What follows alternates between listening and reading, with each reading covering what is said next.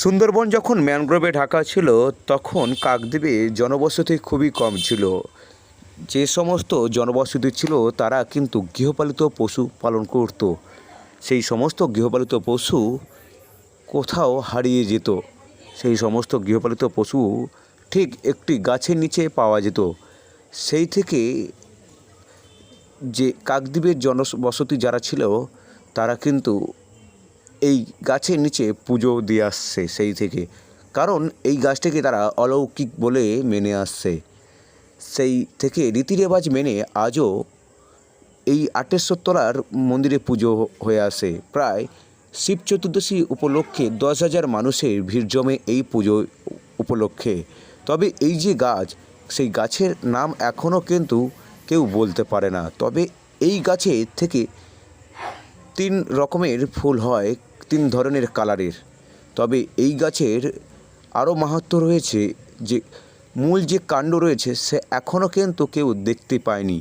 অনেক শাখা প্রশাখা রয়েছে, তবে এই যে কাণ্ড রয়েছে গাছটির, যে মূল কাণ্ড, সেই কাণ্ড কিন্তু এখনও দেখা মেলেনি। তবে পুজো উদ্যোক্তা যেটা জানাচ্ছে, এই মন্দিরের অনেক মাহাত্ম্য রয়েছে। সুন্দরবন যখন ম্যানগ্রোভে ঢাকা ছিল তখন থেকে এই গাছ বলে মনে করছে পুজো উদ্যোক্তারা। তবে কাকদ্বীপের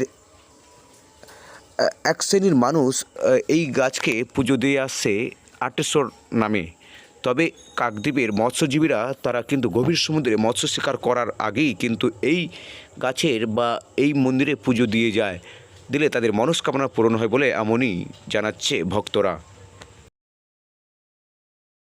একটা গাছতলা থেকে শুরু, আজ থেকে ধরুন বিগত ১০০ বছরের উপরে হবে যে গাছতলা থেকে আমরা শুরু হয়েছিল পুজোটা। আমার বাবা, তার বাবা সব করে গেছিলেন।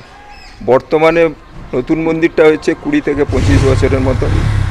আটচালাটা হয়েছে, সেটাও ১০-১২ বছরের মধ্যে।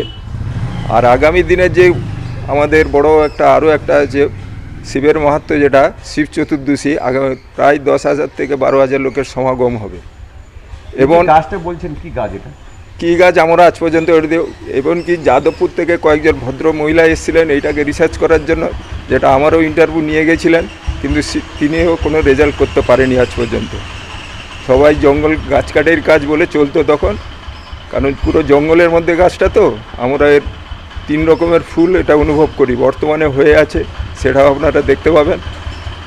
আর এই যে দেখা যাচ্ছে এই গাছের আপনাদের মুখে শোনা গেছে যে কাণ্ড দেখা যায়নি কোনো। কাণ্ড বলতে আগে অ্যাকচুয়ালি যাদের কোনো জিনিস হারিয়ে যেত, গরু বলুন, সোনাদানা বলুন, বাবার কাছে এসে এই গাছে যদি কোথাও আর অব্যর্থভাবে ফল মিলত, হারিয়ে যাওয়ার জিনিস খুঁজে পাওয়া যেত। এখনও সেই নীতিটা পরম্পরায় বয়ে চলেছে বর্তমান। কালকে কত মানুষ তাও পূর্ণ একটু পুজো দিতে পারে? এমনি গত বছর ১০,০০০-এর উপরে হয়েছিল, এবারে আশা করছি আরও বেশি হতে পারে। আর সেদিক থেকে আমাদের ভলেন্টিয়ার্স প্লাস প্রশাসন দিকে সব কিছু ব্যবস্থা করানো হয়েছে। এখানে আজ আমি ৪২ বছর কাছাকাছি এই মন্দিরে সংকল্প থাকি এবং পুজো করি। এর আগে যখন প্রথম এই মন্দিরটা ছিল না, প্রথমে এই যে পেছনদারের গাছটা আপনারা নিশ্চয়ই ক্যামেরা করেছেন, ওই গাছটাই ছিল, গাছতলায় পুজো করতো। তারপরেতে আমাদের এখানে এক ধনী ব্যক্তি মিস্টার এটি দাস, আশুতোষ দাস, তিনি নিঃসন্তান ছিলেন। মাহাত্ম্যটা শুনুন, নিঃসন্তান ছিলেন। তো আমাদের একদিন, আমরা শ্রমিক মানুষ, কাজ করতে গেছি, যেতে বলছে আমার তো সন্তান নেই, তোমাদের ৮৮ মানসিক করলে কি কোনো সন্তান হবে? আমি বলি বাবা ভোলেনাথের কাছে না দেওয়ার কিছু নেই, তুমি চাইতে পারো। সেই বছর কাজ শেষ হয়ে গেল, তারপরের বছর কাজে গেছি, দেখি না উনি স্বইচ্ছাই বললেন যে আমি একটা ৮৮ মন্দির করে দেবো। তখন কিন্তু ওই গাছ গড়াটাই শুধু ছিল, এ মন্দির ছিল না। তাহলে ওনার সন্তান হয়, সন্তান হওয়ার পরে উনি যেচেই বলছে, ওনার বাংলার মাঠে এভারেটি কোম্পানির উনি এজেন্সি ছিলেন, মিস্টার এটি দাস, আশুতোষ দাস। তা উনি বললেন যে আমি মন্দির করে দিয়ে যাই। তারপরেতে উনি একটা টিনের চালা ছোট করে একটা তুলসী মঞ্চ করে একটা মন্দির শুরু করে দিলেন। তা সেই জায়গায় আমরা গাছগড়ায় পুজো করতাম, তখন গাছগড়ায় পুজো বন্ধ করে ওই মন্দিরের ভেতরে এসে আমরা সেই থেকে বাবা ৮৮, মা বিশালক্ষী আমরা তুলে পুজোটা শুরু করলাম। তারপর পরপর ডেভেলপ হলো। এই যে গাছটি যে রয়েছে না, এই গাছের নাম কেউ আজ পর্যন্ত কেউ বলতে পারেনি। বিভিন্ন রকমের ফুল হয়, একটা হলুদ হয়, একটা কালার হয়। একটি গাছ থেকে একটি গাছে ৩-৪ রকম ফুল হয়, এবং যখন সূর্য পরপর উঠবে ওর কালার চেঞ্জ হয়। এই সম্বন্ধে আমাদের কোনো আজ পর্যন্ত কেউ বলতে পারলো না। আজকে 40-42 বছর আমি এখানে সংকল্প করছি, কিন্তু কেউ বলতে পারলো না যে এই গাছটার নাম কি। না, এখানে লোকের মুখে শোনা গেছে যেটা হচ্ছে এই গাছের কোনো মানে মূল যে কাণ্ড, শেকড় কাণ্ড খুঁজে পাওয়া যায়নি, কারণটা কি?